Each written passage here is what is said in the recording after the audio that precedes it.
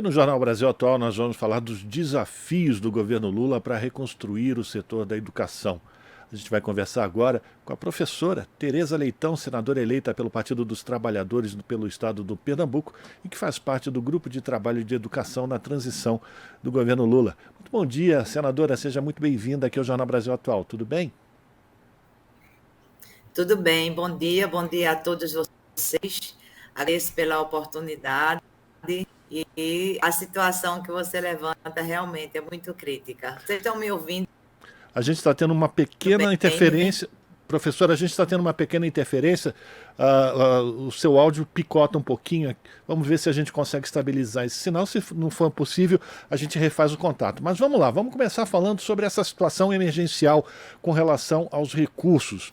A senhora participa do grupo de trabalho da educação no governo de transição. Como é que, qual é o diagnóstico que está sendo já colocado e vai ser levado ao presidente Lula no relatório final desse grupo de trabalho sobre os desafios para a reconstrução da educação? Não é exagero a gente dizer que o governo Bolsonaro está deixando a educação no limiar de terra arrasada. Nós tivemos uma reunião com o MEC e agora estamos fazendo reuniões setoriais com o FNDE, com o INE, com o CAPES, com a Secretaria de Educação Básica, de Ensino Superior. A situação é gravíssima. Além dessa questão que você precisa noticiar em relação às bolsas, tanto as bolsas de pós-graduação quanto as bolsas médicos residentes, existe do ensino superior também um corte custeio. Já é a segunda vez que há esse bloqueio para o custeio de serviços administrativos básicos para a instituição, com água, conta de luz, limpeza, terceirizados, tudo isso está suspenso. Significa dizer que trabalhadores podem não receber o seu salário do mês de dezembro. Além disto, na educação superior, na educação básica, nós temos um gargalo que já vem se acumulando da merenda escolar. O repasse per capita de 32 centavos não foi reajustado. Houve um projeto de lei aprovado no Congresso Nacional. Bolsonaro vetou esse projeto. E isso aumenta a demanda para a complementação desse recurso dos municípios e dos estados, e ficamos sabendo que o processo envio do livro didático também está totalmente atrasado, Pois por é. falta de pagamento, por falta de licitação e por falta de empenho. Nós estamos apenas com 50% dos livros didáticos do primeiro ao quinto ano em processo de entrega pelos Correios, faltando os outros 50%, faltando os livros da segunda fase do ensino fundamental, do sexto ao nono ano, e faltando a fase também da educação infantil e do ensino médio.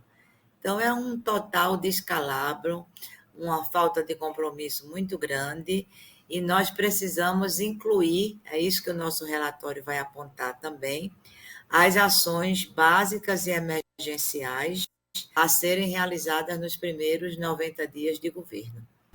Pois é, e aí eu vou querer saber quais são essas medidas emergenciais. Mas antes, professor, eu queria que a senhora contasse para a gente aqui, para os nossos ouvintes, para as nossas ouvintes do Jornal Brasil Atual, se a avaliação de vocês que fazem parte desse grupo de trabalho que faz esse raio-x na área do Ministério da Educação, se tudo isso que vocês estão encontrando é resultado de incompetência ou esse era um projeto do governo Bolsonaro, a destruição da educação.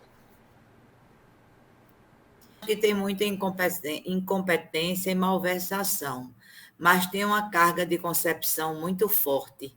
E ela foi, mais uma vez, colocada pelo ministro da Educação.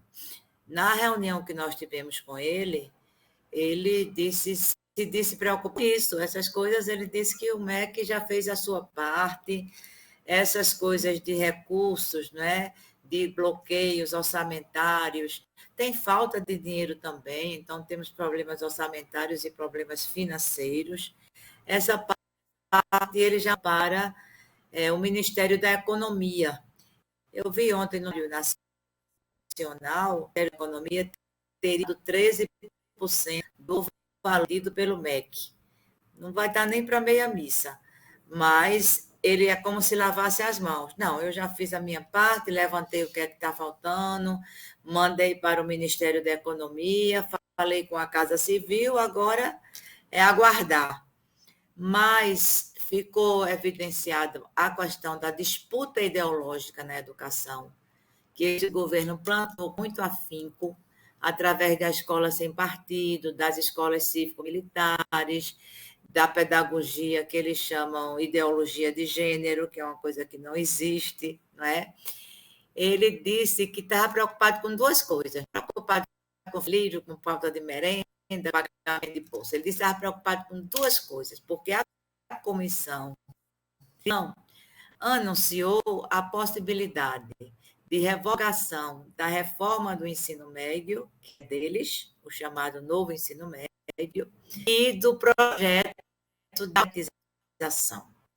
E, segundo ele, é baseado na ciência e na cognição das crianças. Eu digo, oi, mas esse governo não é negacionista? Professora, desculpa. A terra para eles não é redonda? Professora, desculpa interrompê-la. A gente Como é?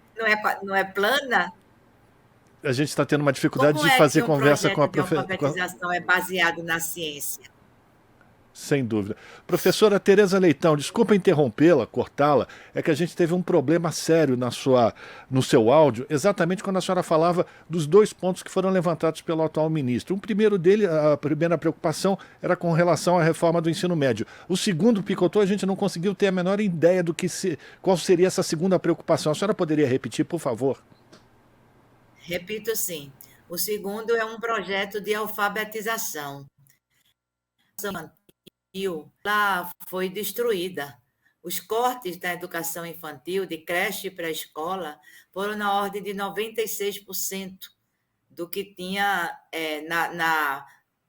no projeto da LOA, da Lei Orçamentária Anual, na PLOA. E o governo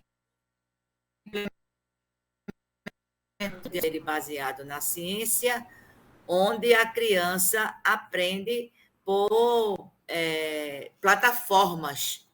Toda aquela interação do significado, do significante na educação, na alfabetização, a identidade que o aluno, que o menino pequenininho, de 4, 5 anos tem, ele chegou a dizer isso no DAI, que o programa era através de um aplicativo.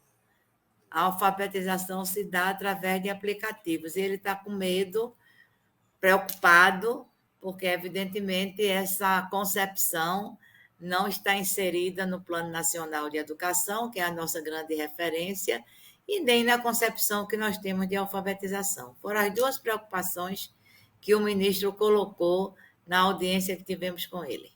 Junto comigo, senadora, temos a Larissa Borer, nossa colega aqui de bancada, que também quer fazer uma pergunta à senhora. Larissa. Bom dia, professora. De acordo com uma pesquisa feita pela organização Todos pela Educação, que examinou dados da PNAD contínua de 2012 a 2021, nos últimos 2 anos houve um aumento de 66,3% no número de crianças de 6 a 7 anos que não sabem ler e escrever. Isso, claro, é reflexo da pandemia. A área da educação, sem dúvida, foi uma das que mais sofreu durante o governo Bolsonaro, e esse déficit na educação primária traz problemas para a educação futura, né, das crianças e adolescentes. Como que estão as conversas para tentar compensar esses 2 anos de atraso na educação de crianças do ensino fundamental, professora? Esse é um dos pontos que nós vamos colocar no relatório como uma medida emergencial. Primeiro, nós temos que fazer uma busca ativa dessas crianças, que muitas estão constantes dessas estatísticas, mas abandonaram a escola. A pandemia provocou muito no escolar. Conseguimos algum retorno, conseguimos, mas muito pequenas escolas, porque o lapso da pandemia foi muito grande. As remotas foram necessárias, foi uma alternativa muito mais para manter o vínculo do aluno com a escola, mas a aprendizagem ela não foi feita a ponteiro, porque muitos estudantes tinham o equipamento. Tem famílias que têm um celular para resolver tudo. Outras não têm um ambiente que possa se acomodar, botar um notebook, sentar. É um vão de casa onde acontece tudo. Se come, se conversa, como é que a criança vai se concentrar na aula remota? E a própria cobertura de internet, que ainda é muito pequena e muitos ficaram sem esse material. Ao lado disso, apesar do esforço, que não foi pequeno, os professores foram realmente heróis e heroínas nesse processo para preparar suas aulas online, para dar conta de seus próprios equipamentos. E isso demandou muito esforço físico, muito esforço pedagógico, muito esforço emocional, porque isso tudo se deu em meio a uma pandemia. Todo mundo tinha em sua família alguém com Covid. Tivemos aqui realmente um problema grave com a senadora eleita pelo Partido dos Trabalhadores do Pernambuco, a professora Tereza Leitão, que também integra o grupo de trabalho no governo de transição para o governo Lula. A gente está tentando retomar o contato. Professora, desculpa, mais uma vez tivemos uma interrupção com o sinal da internet. Mas, e a gente falando exatamente sobre essa situação na área da educação, a gente aqui conversando já temos dificuldade. Imagina os professores e as crianças que estão nas escolas, principalmente pelo interior do Brasil, não? Então, nós vamos ter que ter, sim, um processo muito forte, muito vigoroso de recomposição das aprendizagens. Para isso, a extensão da jornada é uma alternativa muito importante. A reorganização dos espaços pedagógicos, a reorganização curricular, tudo isso são coisas importantes. E para esse programa de extensão da jornada, da chamada educação integral, também estamos sem recursos. O investimento de Bolsonaro veio diminuindo e para o próximo ano é próximo a zero. Então, aí a gente vê o grande esforço que o governo Lula vai ter que fazer, uma escolha muito estratégica das prioridades para esses primeiros 90 dias, depois para o primeiro ano de governo, que alterações legislativas a gente vai precisar fazer, que nova estrutura a gente vai ter que dar ao MEC para ele chegar mais próximo dos estados e dos municípios. Nós ouvimos mais de 50 entidades, seguramente, e todas elas reclamam da falta de diálogo nesses 4 anos. Então, vai ser necessário retomar o diálogo federativo da União com os municípios e o diálogo social com as entidades que são diversas, que existem no Brasil e que tratam da questão da educação. O que demonstra, mais uma vez, que vai ser necessário uma forte articulação entre os 3 entes do Estado brasileiro, né? Governo federal, estados e municípios, cada um cuidando da sua área de atuação. E para colocar em termos ou levar adiante essa ideia de fazer educação em tempo integral, certamente todos deverão ter que fazer essa contribuição, o seu esforço para que as crianças consigam ter a recuperação desse tempo perdido, né, professora? Sem sombra de dúvida, esse é um grande desafio. As lacunas curriculares imensas. Por isso que, inclusive, a gente quer fazer uma reunião nessa reforma do ensino médio. É contribuir para um conteúdo, para uma visão de mundo, crianças e adolescentes. Ela diminui, esvazia muito toda a perspectiva de formação para a cidadania, de preparação para o trabalho e de ingresso na universidade. É essa a tarefa do ensino médio. Perfeito.